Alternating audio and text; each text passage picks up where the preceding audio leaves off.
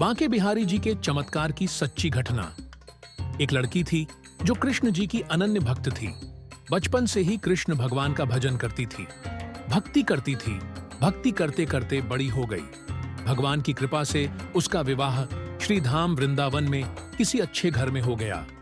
विवाह होकर पहली बार वृंदावन आई, पर नई दुल्हन होने की वजह से वह कहीं जा न सकी और मायके चली गई। और वह दिन भी आया जब उसका पति उसे लेने उसके मायके आया। अपने पति के साथ फिर वृंदावन पहुंच गई। पहुंचते पहुंचते उसे शाम हो गई। पति वृंदावन में यमुना किनारे रुककर कहने लगा, देखो शाम का समय है, मैं यमुना जी में स्नान करके अभी आता हूं। तुम इस पेड़ के नीचे बैठ जाओ और सामान की देखरेख करना, मैं थोड़े ही समय में आ जाऊंगा। यहीं सामने ही हूं, कुछ लगे तो मुझे आवाज दे देना। इतना कहकर पति गया और वह लड़की बैठ गई। अब एक हाथ लंबा घूंघट निकाल रखा है, क्योंकि गांव है, ससुराल है, और वहीं बैठकर मन ही मन विचार करने लगी कि देखो बांके बिहारी जी की कितनी कृपा है।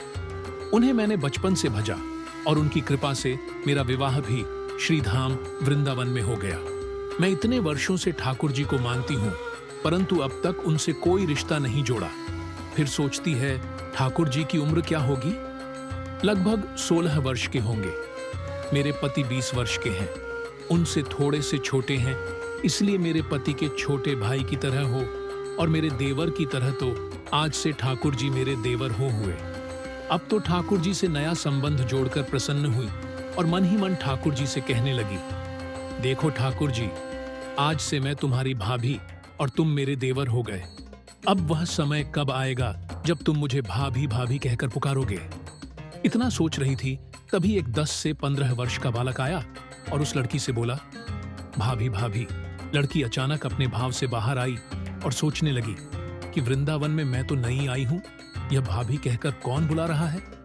नई थी, इसीलिए घूंघट उठाकर नहीं देखा कि गांव के किसी बड़े बूढ़े ने देख लिया तो बड़ी बदनामी होगी।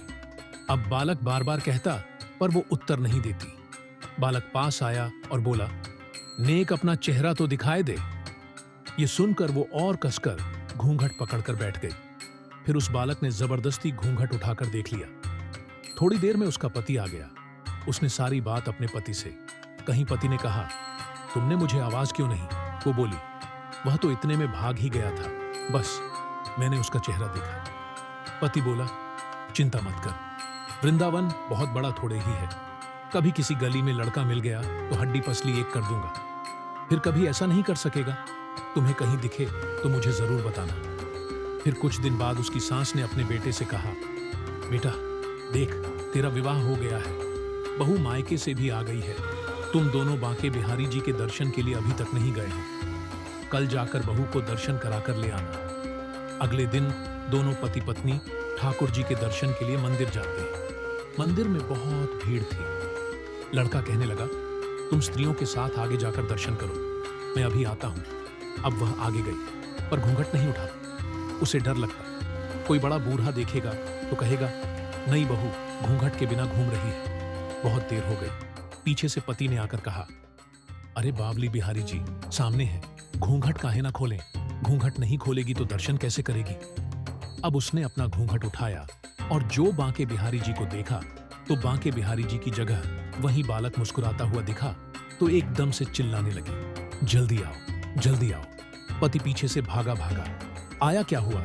उस दिन जो मुझे भाभी भाभी कहकर भागा था वह मिल गया। कहां है? अभी उसे देखता हूं। ठाकुर जी को इशारा करके बोली, यह रहा, आपके सामने ही तो है। उसके पति ने जो देखा वह अवाक रह गया और वहीं मंदिर में अपनी पत्नी के चरणों गिर गया और बोला, तुम धन्य हो। वास्तव में तुम्हारे हृदय में सच्चा ट्रू ठाकुर जी के प्रति प्रेम है। मैं इतने वर्षों से वृंदावन में हूं, मुझे आज तक उनके दर्शन नहीं हुए और तेरा भाव इतना है कि बिहारी जी ने तुझे दर्शन दे दिया।